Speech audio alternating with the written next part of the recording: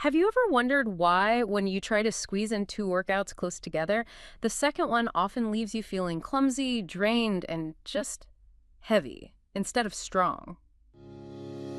Welcome to Dr. Mercola's Cellular Wisdom. Stay informed with quick, easy-to-listen summaries of our latest articles, perfect for when you're on the go. No reading required. Subscribe for free at mercola.com for the latest health insights.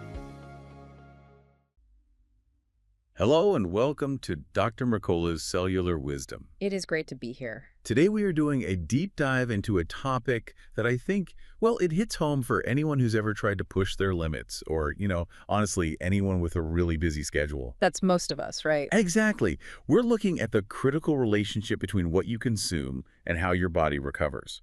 But we're not just talking about eating healthy in a general sense. No, this is much more specific. We're looking at nutritional strategies for when those exercise sessions happen in a tight succession. That tight succession part is really the linchpin here, isn't it? It changes all the biological rules completely. Right. So our mission today is to understand the why behind that feeling of hitting a wall during repeat training. We're going to dissect the philosophy of recovery, look at high-frequency training, and a triad of performance metrics that, I have to admit, I hadn't really connected to diet before. It's a fascinating look at how our biology handles that gap between stress and repair. It's really about understanding the mechanics of your own engine. So let's just jump right into it. Yeah. Section 1, the core philosophy of recovery nutrition.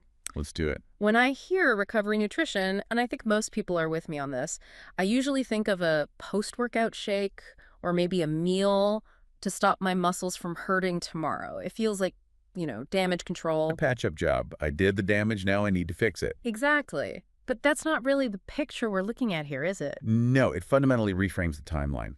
The common view is that nutrition is fuel for the event you're doing right now. You eat breakfast to power the morning run. Right. But what we're talking about is that recovery nutrition is actually the primary determinant for the next event. So, wait, biologically speaking, the meal after workout A it's actually the fuel for workout B. Precisely.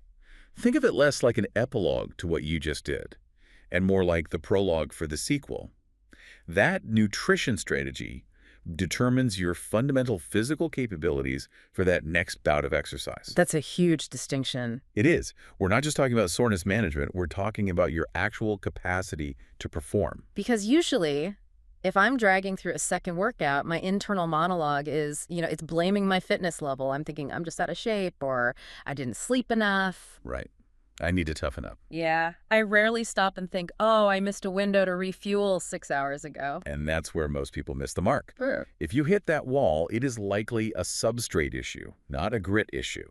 You might have the muscular capacity, the hardware's fine, but without that recovery strategy, you have no software to run it. So you can't access your own strength. The biological currency just isn't there to pay for the movement. I like that analogy. It's not that the engine's broken, it's that the tank is empty. That's it. Okay, so let's look at the specific scenario where this becomes so critical. It's this variable.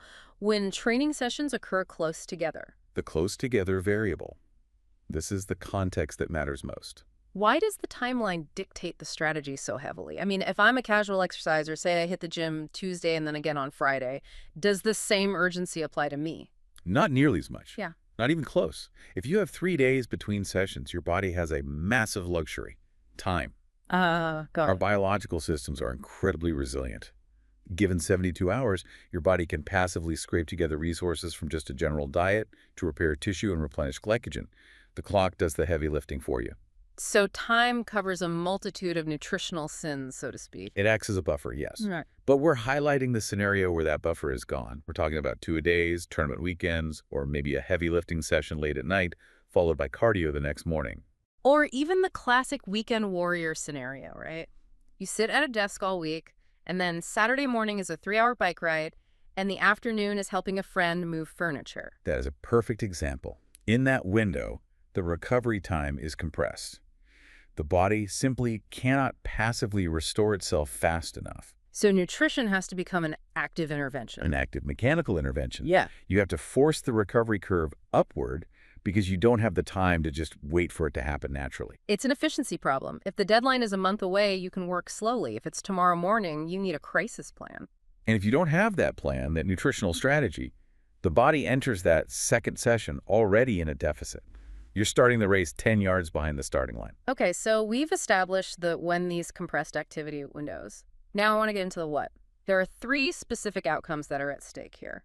Strong, coordinated, and energized. The triad of performance. Let's break these down because while they sound simple, there's some complex biology underneath them. Let's start with strong. Strength is the most intuitive one, for sure.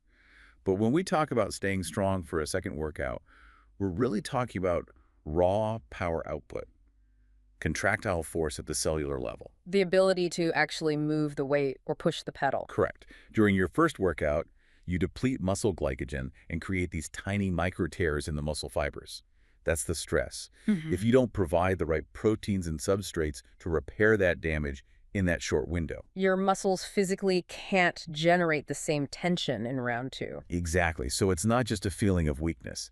It is a physiological inability to recruit the maximum number of muscle fibers. You're literally operating with a smaller engine. Your max has temporarily gone down because the muscle's fuel and structure haven't been restored. That's it, precisely. That makes sense. But the second one is what really surprised me. Coordinated. This is a profound insight, and it's probably the most overlooked aspect of recovery. I mean, I don't usually link my lunch to my hand-eye coordination. I think of coordination as a skill. You either have it or you don't. How does nutrition affect whether I'm clumsy or sharp? We have to remember that fatigue isn't just muscular, it's neurological. Yeah. We call it CNS central nervous system fatigue. The wiring. The connection from the brain to the muscle. Right. Every movement requires a signal, a clean, crisp electrical impulse. And the brain is a glucose-dependent organ. When you're under-recovered, especially when your systemic glucose is unstable, that signal gets noisy. Noisy. The signal-to-noise ratio just drops. So that's why when I'm exhausted, my form just falls apart. Like, I know how to do a squat, but my knees start caving in or I lose my balance. Precisely. It's a loss of neuromuscular control. You become sloppy. Good recovery nutrition plays a massive role in maintaining the integrity of that signal. It preserves your proprioception, your body's sense of where it is in space. That's actually a huge safety issue. If you're doing something technical, like Olympic lifting, or even just trail running where you're dodging routes, being uncoordinated because you didn't eat right, is just, it's dangerous. It skyrockets the injury risk. You're not getting hurt because you're weak. You're getting hurt because your brain can't stabilize your joints fast enough. Oh. Your body is running on a battery saver mode, and fine motor skills are one of the first things it dials down to save energy. That completely changes how I view my bad technique days. It might just be a bad fueling day. Okay, let's look at the third one. Energized. Energized. Now, I have to play devil's advocate here. Isn't this just about being awake? I mean, can't I just drink a double espresso and be energized? It's deeper than just caffeine-induced alertness. You can be wide awake, mentally buzzing, but your body feels heavy, like you're trying to move through molasses. Oh, I know that feeling, the lead leg sensation. That's it. That is cellular energy depletion. We're talking about mitochondrial function, ATP availability. The sensation of being energized in a performance context is that feeling of pop, of vitality. It's the ability to initiate movement with vigor. Yes. So caffeine might wake up your brain, but if the cells themselves are empty, the body won't follow. You'll have a racing heart, but sluggish legs. So true energy comes from replenished glycogen stores, balanced electrolytes. Giving the cells the actual currency they need to work. It's about cellular vitality, not just stimulation. So if we put this whole triad together, the goal is to secure all three at the same time. Because you could be strong but uncoordinated. And you lift a heavy weight with terrible form and hurt your back. Or you could be coordinated but have no energy. So your form is perfect, but you burn out after 10 minutes and have to go home. Or you have energy but no strength. You're bouncing off the walls, but you can't actually move the load. The holy grail of that second workout is maintaining the integrity of the whole system. Strength, coordination, and energy. And the bridge to getting all three when time is short is a very deliberate nutritional strategy. It really highlights how interconnected our systems are. We try to put things in boxes. This is my gym time, this is my kitchen time. But this makes it so clear that the kitchen is the biological infrastructure that allows the gym time to even count. You can't build a skyscraper on a swamp. Nutrition stabilizes the ground. So let's flip this around. We've talked about the ideal state, but what happens if we ignore all this? Let's say I finish a hard session, I skip the meal, maybe I just have some water, and I try to go again 6 hours later. What's the reality waiting for me? The inverse reality. We can map out the breakdown step by step. First, your cortisol, the stress hormone, Mm. it likely stays elevated. Because exercise is a stressor. It is. And without the signal of incoming nutrients to flip that switch from catabolic, which is breakdown, to anabolic building, your body just stays in breakdown mode. So I'm essentially eating my own muscle tissue for fuel at that point. To a degree, yes. You enter that second session in a catabolic state. That manifests as that profound weakness we talked about. Second, your glycogen stores are low. This leads to that brain fog and the coordination breakdown. You're basically chemically set up to fail. You are, and that's before we even touch the mental aspect. That's the energized component failing. The workout becomes a grind.